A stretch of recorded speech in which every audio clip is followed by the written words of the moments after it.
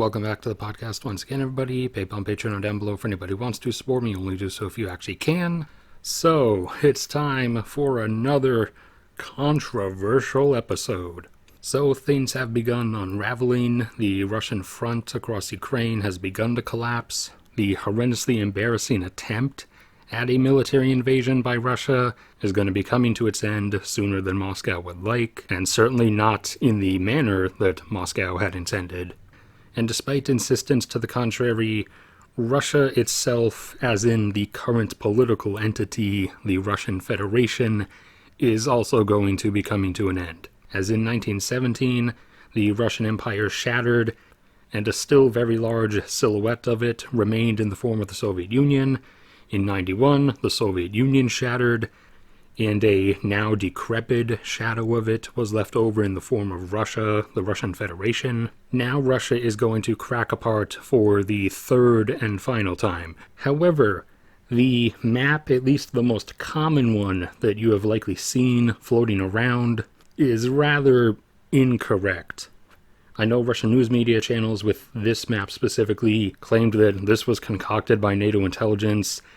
However, as with many other things coming out of Moscow, that is not true. Both this one and what I think is the second most common one, or it might be the third, both of these came from one of the most horrifying, darkest abysses on the planet, from the absolute darkest depths of a place called Reddit. You can kind of really easily tell that was the case, like right from the get-go, just by looking at them, as they did kind of rapid, broad stroke things, just stamping any particular region that has, or at some point in the past, had a different-ish culture from regular centralized Russia as a to-be upcoming country, when that's not really how it works, or not how it's going to work at least. And also just assuming splits down the major regional lines, along with also down in southwestern Russia, along the Caucasus. One of them has like all of the Caucasus states, like just all joined together, when like, no. That is not how that's going to go. But also on the other one, it lumps like a huge chunk of southwestern Russia into, I couldn't find the translated version, but I think one of them said like the United Emirate of the Dawn. And first off, referring to anything as the Dawn is just kind of cringe to begin with at this point. And secondly, that map in particular was clearly made by someone who was looking at like one of those regional meme maps of Russia, I guess. But in the US, we have literally thousands of different versions of like this meme map, where you'll see it grouped into like stereotype regions. Like California is off by itself, just labeled as liberals, and the Midwestern states are just labeled as tornadoes. So I think for the second map, someone was looking at like a meme map of Russia, and the whole Southwest probably just said Muslims or something. So what, although again, just being my view, is most likely to happen, or how the split is most likely going to go, there are a number of states that are basically like 90+% guaranteed to break away. Chechnya probably comes to everybody's mind most immediately. However, their neighbor Dagestan is also almost certainly going to break away, as those two are, for one, not Russian, and also already function at least as independently as they can within the system, which has been growing less and less under Putin, which has of course led to increasing frustration and anti-Russia attitudes that have only been fermented by the disproportionate number of their people sent to die in Ukraine on Moscow's behalf. They are also predominantly Muslim, as opposed to the rest of surrounding Russia, along with their northern neighbor state, Astrakhan. However, as opposed to independent, if Astrakhan goes, then Astrakhan, I feel, is probably more likely going to flip into being part of Kazakhstan, as apart from just being separate from Russia itself, a huge number of the people in Astrakhan are specifically Kazakh.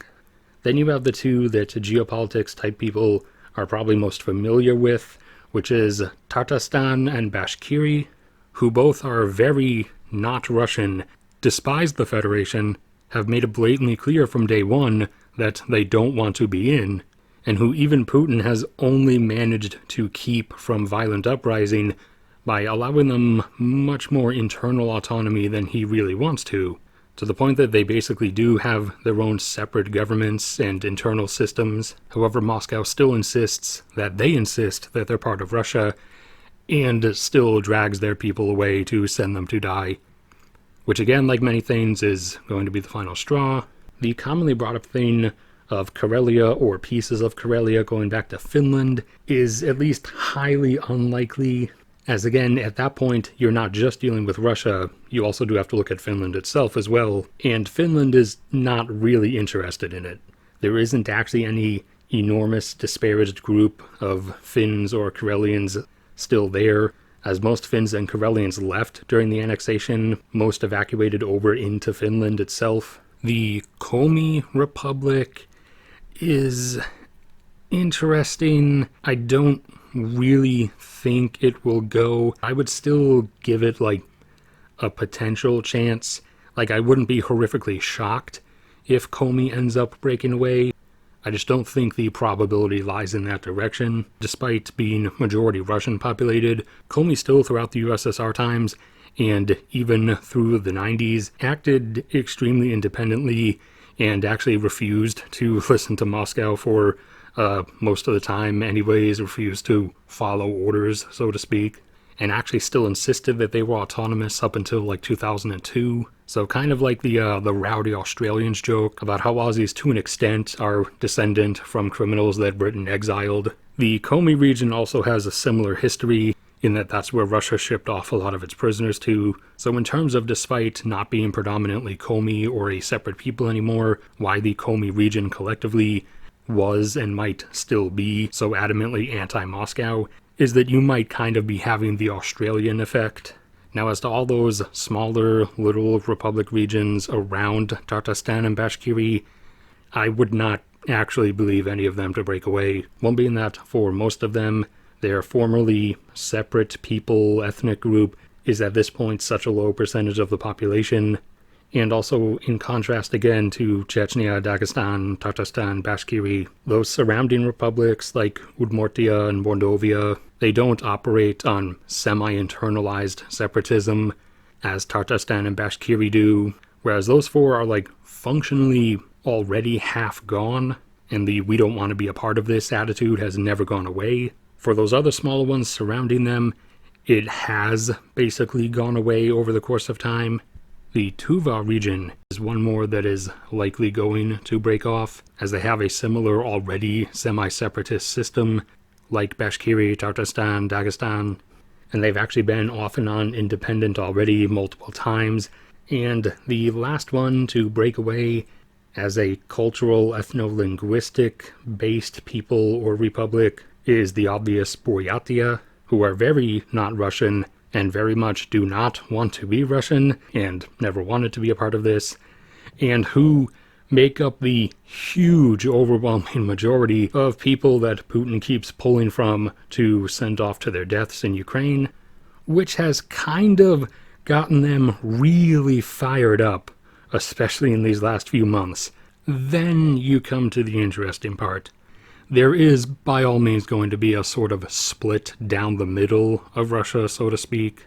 As there is, and I'm not just talking about physical distance, there is a huge divide between the western half, western two-thirds, so to speak, and the eastern portion of Russia. Despite the majority of the population in the east being Russian now, that means kind of nothing anymore. The majority of the people in the east despise the Russian core back in the West, as they are, not even in terms of a joke, but actually quite literally, stuck in a position where everything is taken from them, given to the people back in the Western republics and the Western oblasts, and nothing is given back to them. But the east of Russia actually did raise various concerns and demanded large portions of their own autonomy from Russia, or in some cases at least just asked for more of their revenue to be given back to them.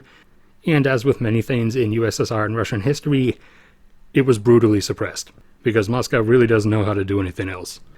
Where that line falls, though, gets a bit tricky of how far east does the still part of core Russia / Western Russia attachment go. Once you hop east of the Urals It gradually gets a bit more blurry, but I think up until around Novosibirsk, there is still a lot more lenient loyalty towards the western portion.